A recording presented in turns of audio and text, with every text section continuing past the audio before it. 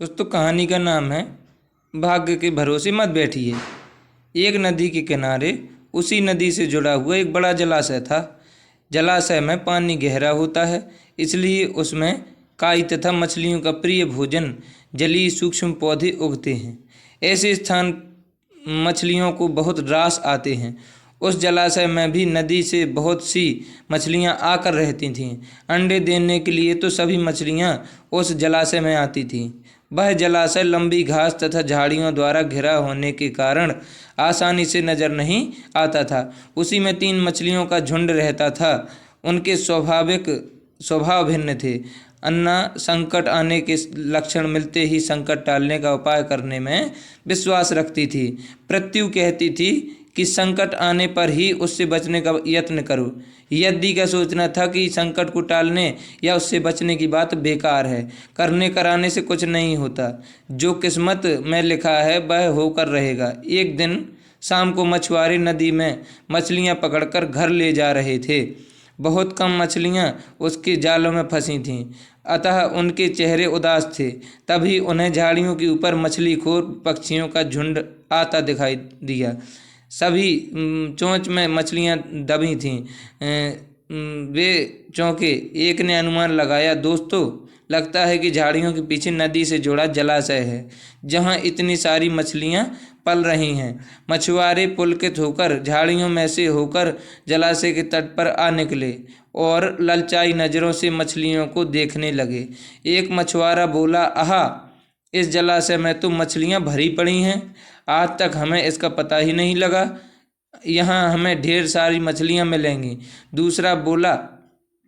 तीसरे ने कहा, आज तो शाम घिरने वाली है, कल सुबह ही आकर यहाँ पर जाल डालेंगे। इस प्रकार मछुआरे दूसरे दिन का कार्यक्रम तय करके चले गए। तीनों मछलियों ने मछुआरों की बात सुन ली। अन्ना मछली ने कहा, साथियों, तुमने मछुआरों की बात सुन ली। अब हमारा यहाँ रहना खतरे से खाली नहीं है। खतरे की सूचना हमें मिल गई है। समय रहते अपनी जान बचाने का उपाय करना चाहिए। मैं तो अभी ही इस जलाशय को छोड़कर नहर के रास्ते नदी में जा रही हूँ। उसके बाद मछुआरे सुबह आएँ, जाल फेंकें मेरी बला से। जब तक मैं तो बहुत दूर अटखेलियाँ कर रही होंगी। प्रत्यु मछली बोली, तुम्हें जाना है तो जाओ, मैं तो नहीं आ रही। अभी खतरा आया कहाँ है जो इतना घबराने की ज़रूरत है। हो सकता है संकट आए ही ना। उन मछुआरों का यहाँ आने का कार्यक्रम रद्द हो सकता है। हो सकता है रात को उनके जाल चूहे कुतर जाएं। हो सकता है उनकी बस्ती में आग लग जावे।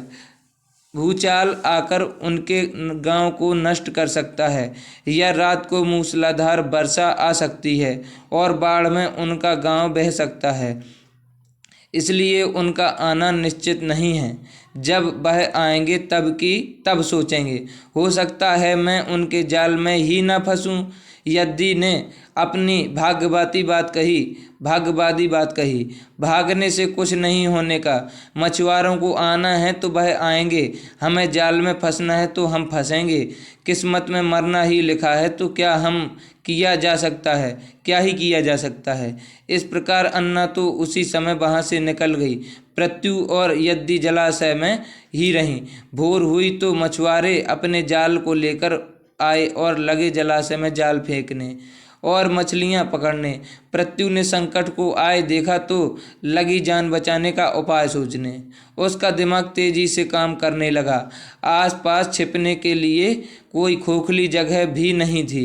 तभी उसे याद आया कि उस जलाशय में काफ़ी दिनों से एक मरे हुए ऊद बिलाव की लाश तैरती रही है। वह उसके बचाव के काम आ सकती है। जल्दी ही उसे वह लाश मिल गई। लाश सड़ने लगी थी। प्रत्यु लाश में पेट में घुस गई और सड़ती लाश की सड़ांध अपने ऊपर लपेटकर बाहर निकली। कुछ देर ही में मछुआरे के जाल में प्रत्यु फंस गई। मछुआरे ने अपना जाल खींचा और मछलियों को किनारे पर जाल से उलट दिया। बाकी मछलियां तो तड़पने लगीं, परंतु पृथ्वी दम साध कर मरी हुई मछली की तरह पड़ी रही।